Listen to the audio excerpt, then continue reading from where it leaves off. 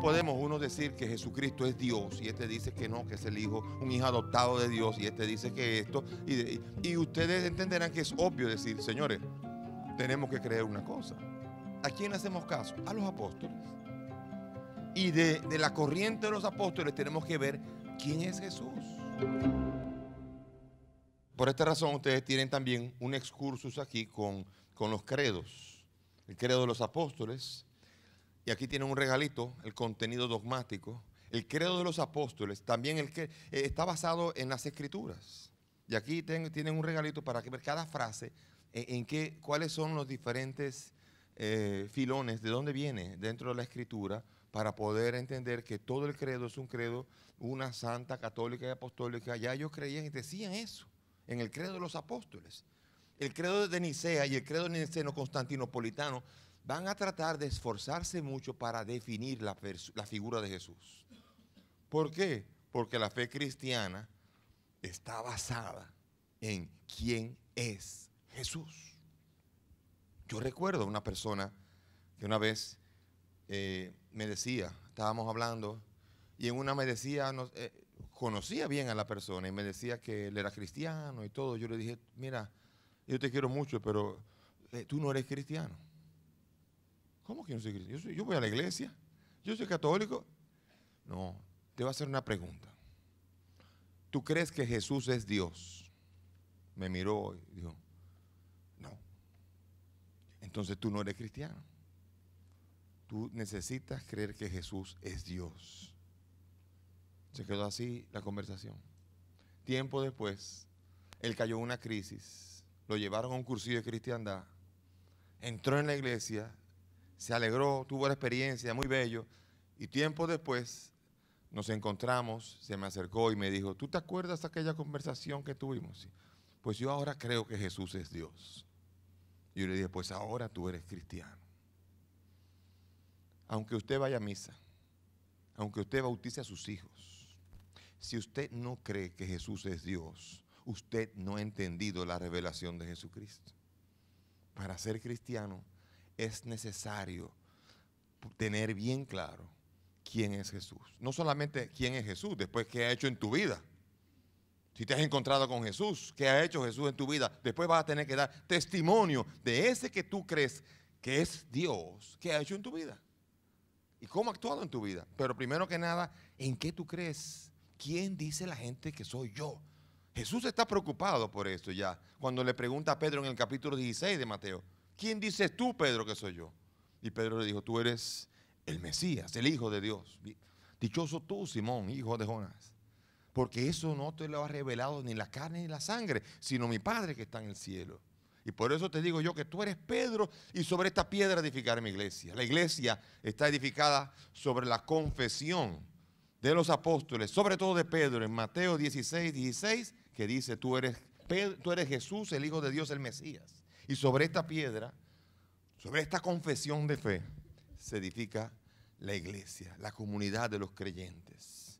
Por eso hay que creer en la manera correcta. Porque si yo no sé quién es Jesús, no tengo claro quién es Jesús, tengo problemas para poder relacionarme con Él. Si creo que Él es un hombre como yo, ¿con qué puedo contar con Él? Si creo que Él es inaccesible, ¿cómo voy a llegar a Él? Si creo que Él es un hombre que se murió hace 2000 años, me quedo solamente con sus ideas y nada más. Pero no tengo nada que pedirle, no tengo nada que hacer. O sea, dependiendo de quién es Jesús para mí, quién creo yo que es Jesús, dependiendo de esto, mi relación con Dios estará mucho más clara o no. Por eso el credo no es una imposición, no es una búsqueda, porque fíjense, en el concilio de Nicea, como en el de Éfeso y como en el de Constantinopla, hubo líos, hubo pleitos. En el de Éfeso hubo hasta sillazos, como en algún partido político de aquí. Hubo golpes, de todo. Sin embargo, sale la verdad, porque la verdad no sale de los hombres que más gritan, sino del Espíritu que está dentro. Aún en medio de nuestros defectos va surgiendo la verdad. Ese es el misterio. Ese es el misterio de Dios, que sigue usándonos a nosotros, hombres débiles y mujeres frágiles, y Él con su fuerza va sacando la verdad en nosotros. Y por eso la verdad sigue en la iglesia, independientemente de las muchas veces en que la misma iglesia se ha metido en líos. ¿Qué pasó aquí en el 320, en el concilio de Nicea? El concilio de Nicea fue convocado por el Papa, pero estaba bajo el apoyo del emperador. El emperador tuvo una decisión que le dio un golpe muy duro a la iglesia y al cristianismo. ¿Cuál fue? Hay una frase que dice, si no puedes con el enemigo, únete a él. Mataban cristianos, más cristianos. El famoso dicho, sangre de mártires, semilla de cristianos. Entonces, ¿qué hicieron ellos? Muy bien, vamos a llenarlo de dinero, de poder, de todo, vamos a llenarlo de favores. Vamos a hacerlos de los de nosotros, vamos a oficializarlos. Lo hicieron.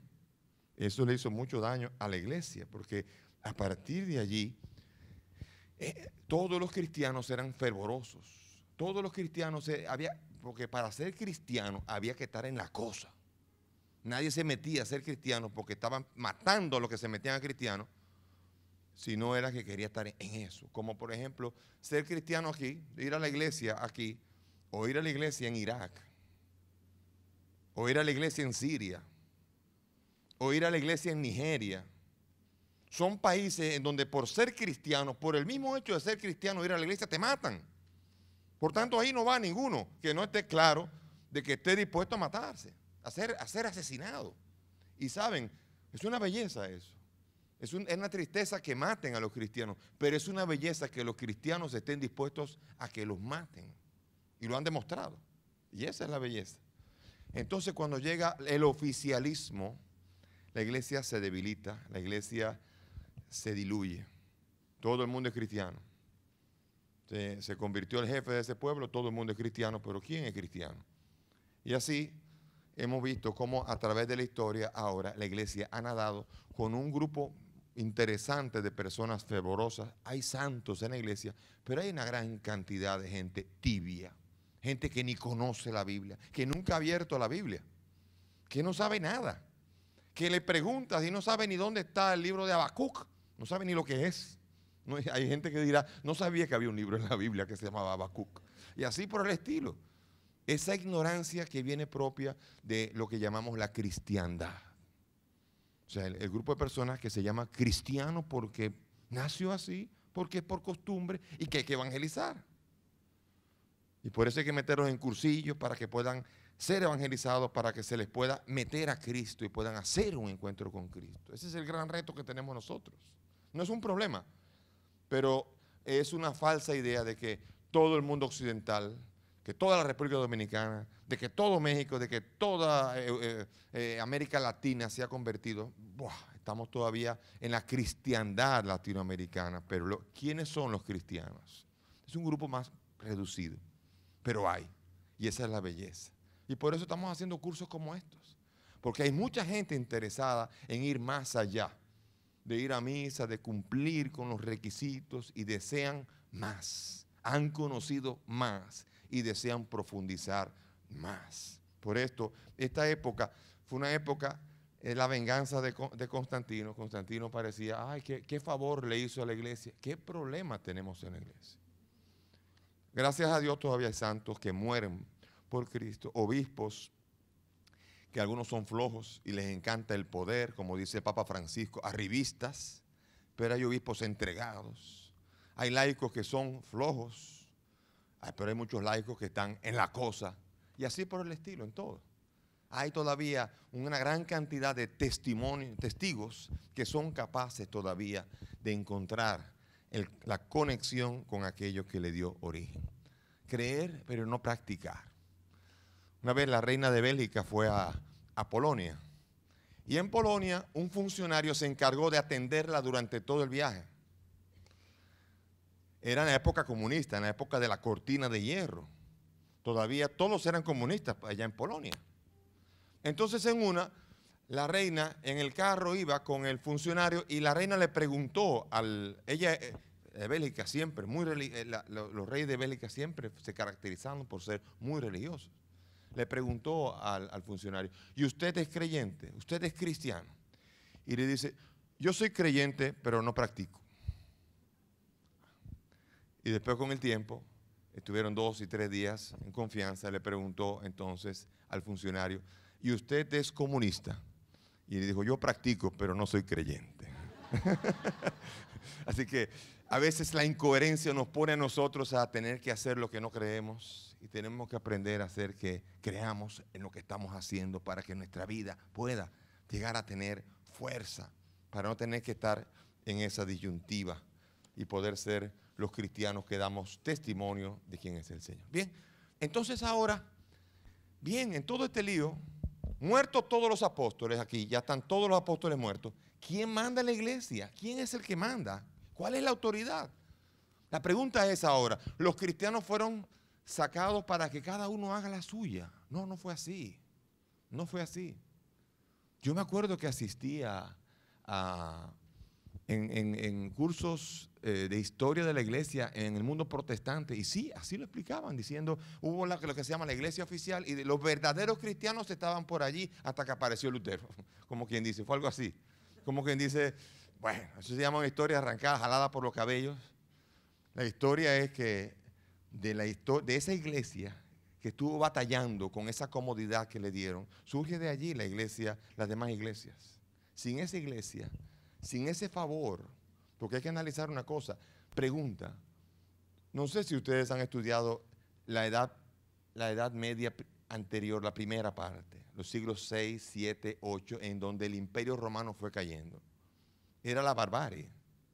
Y la gran pregunta política que uno tiene que hacerse es, ¿la iglesia habría podido sobrevivir a esa época? Y no es cuestión ahora de querer buscar soluciones, pero ciertamente uno no conoce, uno no sabe. Uno simplemente sabe que Jesús dijo que la iglesia iba a sufrir los embates del infierno.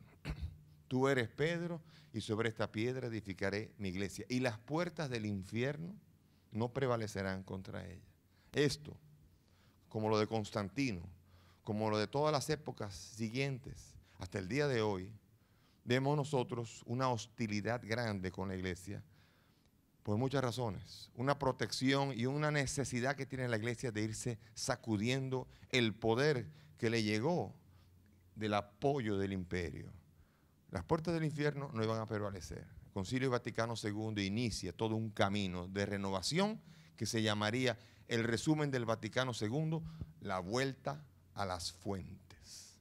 El Concilio Vaticano II se puede reducir con una sola frase: volver a las fuentes. Y ese es el gran regalo que ofrece el Concilio Vaticano II. El reto para que una iglesia pueda volver a sus orígenes. Y eso es lo que ciertamente, si usted ve la iglesia del siglo pasado, del siglo antepasado y la de ahora, definitivamente la iglesia está haciendo un camino de volver a los orígenes.